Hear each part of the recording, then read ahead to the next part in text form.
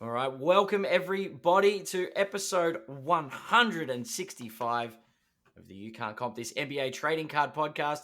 We're your host, Adam, Amy, and Russell Gibson. No introductions, it's an No, emergency pod. straight into it, Ad.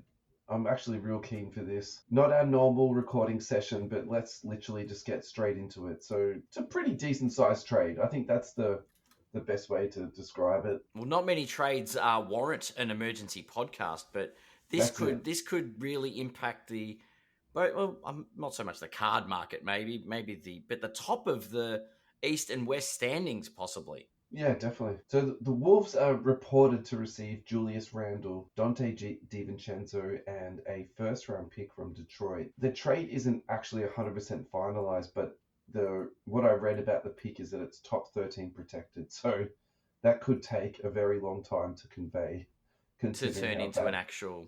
Detroit is at the moment. And then in return, the Knicks get Karl Anthony Towns. So it's kind of a funny one because actually I think this solves a lot of problems for the Knicks just in one foul swoop. So the Knicks needed someone to play center for them, so Mm-hmm. Towns can do that. And actually, I think it sort of unburdens their offense a little bit where every shot and every possession that the ball is in Randall's hands. And, Yep. let's be honest, he's a very proficient NBA player, but you're probably better off to have those possessions running through Jalen Brunson at this stage of his career. You probably don't want Point Randall every second possession. Yeah, that's Yep. right. So, I think that's really interesting. And so the third part of this trade is that for it to actually, go through and be approved by the league, a third team has to enter and take some salaries on. So the Charlotte Hornets have agreed to enter into that, but not exactly too sure, what that is going to be. Okay.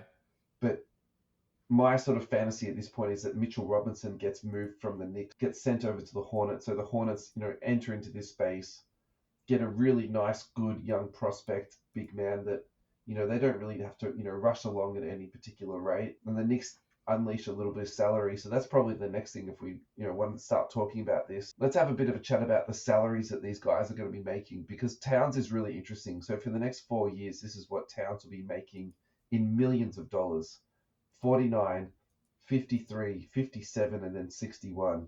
The last year is a player option, which if I'm going to be paid $61 million a year, I'm going to opt into that. So you can almost guarantee that the Knicks are going to be paying this guy $61 million in that fourth year. And then on the flip side, you look at Randall's contract. So 28.9 in 24-25, and then he's got a player option for 30.9 the year after. And probably in my head, with the salary cap going up and where everything is going, and like Randall's really just come off an All NBA season not that long ago, so I think he could easily increase that to 40, 45, or 50, right? Like, what do you think about that in terms of future salary? It's going to be very interesting. I don't particularly know how the new cap is going to Yeah, shape sure. what the salaries look like. Yeah. Because the percentages, I don't know. I think we're in a weird space where things don't look right, or they do, like we're getting unders or we look like overs. Yeah, sure. So Um, basically, the best way or the easiest way to think about it is how much Jalen Brown is getting paid. That's like the new yeah, max, moving forward. yeah. So the way I think about that is, Randall's getting less than Brown. So, obviously there's a bit of room there. I actually don't think Randall is a true max player, but if he's getting $8 or $10 million a year less than max, I think that will be, perfectly reasonable. And kind of in a weird way too, actually, I think this fit is better for the Wolves also because for me, there was a For lot sure. of size overlay with Gobert and Towns there. So actually, I feel like maybe Randall is a more pure four than what Towns is, and so I actually, I think it don't. gives them the function. They will work better in tandem, I think, Yeah, than Towns and Gobert did. From a defensive perspective, maybe not so much, yeah, but they've now got their, like, Randall's a prolific offensive rebounder. So he's that hustle guy that's going to want to be there. Gobert's going to get down the other end of the floor. I think they'll work. yeah, right. Like, their strengths and weaknesses really work well Mesh together. together. Yeah, Yeah. yeah. I think if you've got a gun to my head and you're asking me who won this trade, for me it has to be the Knicks because I think the best player out of this deal is Cat. So there's Mm. that. That's where my head is probably sitting at the moment in terms of that. But then on the flip side, I almost feel like the Wolves here are playing the long game. So if you sort of look at their roster Yeah. and their roster construction, I sort of think to myself, well, realistically, Edwards is the number one in Minnesota. And so do you want to be then paying Karl Anthony Towns 53, 57, and 61? So Yeah. in the scenario that Randall's money comes off the books, and let's just say he Yeah. plays 1 year there, then he leaves, and Mm. they've all that salary cap space that gets opened up. What will they put into that? So that's the other thing too. I sort of feel about this trade. I feel like from the Wolves end, it's not really done yet because what else are they going to do with that cap space and that Yeah. and what I could think happen I there? think there's an argument to be made that it's a win-win trade in my eyes, but I actually think the Wolves have come out better overall. I think they got Okay, more. They gained more from the trade. sure. They probably got the best player in Cat. Now, this guy tends to go missing in big moments, so that's to be seen. We'll see what the impact is. Yeah. But in addition to Julius Randle, they've also got a depth piece. Do you know what I mean? Like Are you having talking about DiVincenzo now? yeah, Sure. as a bench player. So they've added by they've turned that one asset into a complementary piece for Gobert Yeah. and an off the bench shooting presence. I think losing DiVincenzo might actually be one of those things that the Knicks regret. Yeah. Yeah. So the DiVincenzo part's a little bit interesting for me because I actually, in my head, I was like, is this just an afterthought and is it not so much of a big deal? But actually doing a tiny bit of, digging into this, it's probably more of a bigger deal than I initially thought. So his next 3 years is 11.4, 11.9, and 12.5 million, which is in this day and age is very, very reasonable That's cap considering the friendly fact for that, sure. Yeah. yeah, he could start for you or he could be your sixth man. So I think, he'll be fine in that space there. No team will player option. So in terms of, value for the contract, that increases the value there. But this is the standout statistic for me. So shot 40.1% from the 3 point line, made 3.5 3 pointers a game. So then you say, okay, what's the relevancy of that 3.5 makes per game? Well, that puts him at fourth in the league behind Steph Curry, Luka Doncic, and CJ McCollum in terms of makes per game. But Mm, if you actually go a little bit deeper on that, you look at the total makes. Actually, he's right up there because he played 81 games last year. CJ yep. McCollum just played 66, Luka 70, Steph Curry 74. So in terms of pure volume, like it's a really big loss. And probably I'm leveraging a little bit here about what Simmons was talking about the other day. He was saying, well, there's also a space where DiVincenzo and Anthony Edwards are playing the backcourt at the same time. I Yep. think that's a really good observation in the the current and the new NBA. But the thing I'll push back on and what they said about Karl Anthony Towns was, well, then Towns will go in and shoot those shots that DiVincenzo is Mm, now not taking. yeah, But that's a you good go, point. yeah, but wait 2 seconds, right? So go through that list. So I chucked the link in there, ad for the Yeah. ESPN ratings on 3 point line. You show me where Karl Anthony Towns' name is on this list. He's not even top 50. So Yeah, exactly. I think the expectation for someone to be fourth in the league when, in my mind, practically he's probably even a little bit higher up that list just because of the number of games that he played, Yep. and then expect someone to come in who's not in the top 50 at all and sort of, prop up those shooting numbers. Like that is a massive ask for someone. So, Yeah, that's look, true. I hope I'm wrong about this. It'll be a wonderful story that Towns comes to New York and, shoots the lights out and rebounds the ball. Well, actually, if I want to say like one thing, what Towns needs to do in a Thibs like system, he needs to, make a lot of defensive reads as the big guy. I think that's where he's going to struggle the most. He's never been, an outstanding defensive player, but how many rebounds a game is this guy going to get? Like, Yeah, I that's think, true. that's Yeah. going to be really hard because it's kind of funny. Like the Knicks are a big team, but OG's not a big power forward.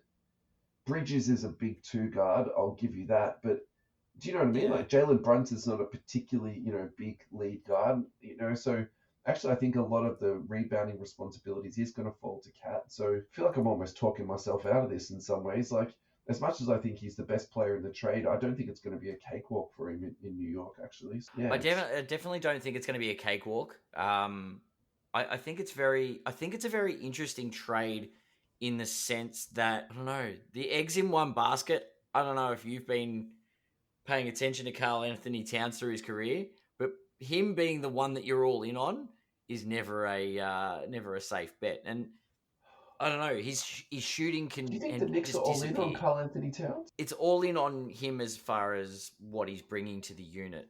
Like he's not going to be a dependable shooter. He claims to be one of the best big men. Of all time. Yeah, Of all time. Yeah. yeah, and he's nowhere near it, right? Like he had some good shooting, but I don't know. I think they miss the firepower and the consistency of DiVincenzo. Yeah. Yeah. Um, Like off the ultra bench. consistent when you think about it. And I actually, to be honest with you, I think I missed that in the last 12 months. And from a fantasy basketball point of view too, like I feel like Yeah, that's a real radar thing, isn't it? yeah. So I don't know. Like I think Minnesota got the better package, I guess, out of it. yeah, yeah, Consistency wise. And look, I'm not doubting the impact he's going to have on the Knicks. I do think Cat is going to be a positive with this group, and I mean I've recently talked about this. I think the Knicks are like going to be towards the top of the East, they're top pretty four at loaded now. least. Like Yeah. they're not going down as a result of what they've packaged up. I'm very happy to see if they can prove me wrong and finish top of the East. That'd be Yeah. interesting. But So just on your comment about putting all your eggs into one basket with Towns, just hear me out for 2 seconds. Rank these players: Jalen Brunson, Mikal Bridges, OG, Josh Hart, and Karl Anthony Towns. I would have. Where do I have Cat, or Yeah. where does Cat have No, Cat? rank those 5 players. You Okay. rank those 5 players. Yeah, yeah. All right. So with Brunson at number 1. Yeah, I'd have Bridges at number 2. I'd have Cat at 3. yeah, that's right. Who was left? So you got Josh Hart then and OG. Josh Hart's 6-man, but yeah, So to me. ESPN says that Hart's going to start. Wow. Okay. Yeah. That'd be interesting. But yeah, I think Cat thinks he's probably number 2 there. Yeah. And thinks, But and there's part of him that says, I think that's why it's also going to be successful though, because I don't think he's number 1. And this also goes back but to the he Jalen can be Brunson. if he at any point thinks he's the number 1 guy. Yeah. This Knicks experiment could pear shape very quickly. Yeah. I mean, he's caused problems in Minnesota. Yeah, totally. With trying to be the guy or trying to claim he's the guy. Yeah. I don't think we're going to get that in. I don't think we're going to get that in Minnesota. I think there's a clear opening for the number 2 because Gobert just sits quietly. I think the number 2 is Randle, and yeah, that's what I mean. Like Randle's happy to go in there and be the second option. Yeah. When Ant isn't overhandling the ball, I think the real not struggle. I think the coaching balancing act here is to space out the court time with Ant and Randle so that Randle becomes that second ball handling. He gets his time in the sun. When Edwards is on the bench, yeah. Correct, yeah. Yeah. Yeah, stagger that out just to, keep your stars happy. Yeah, definitely. But it's definitely an opportunity for Randle to step up and be in the spotlight again, I guess. Yeah.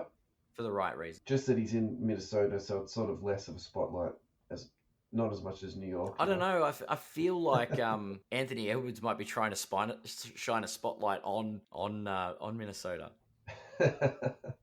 All right, let's talk some card dollars, comps, populations, and let's tie this one off, mate. It was going to be a real quick one. We've already, you can't comp this way. We've already gone overtime, haven't we?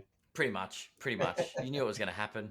All right, Karl Anthony Towns, silver PSA 10. Now, I think it's worth looking at the total population on this. So total gems is 493.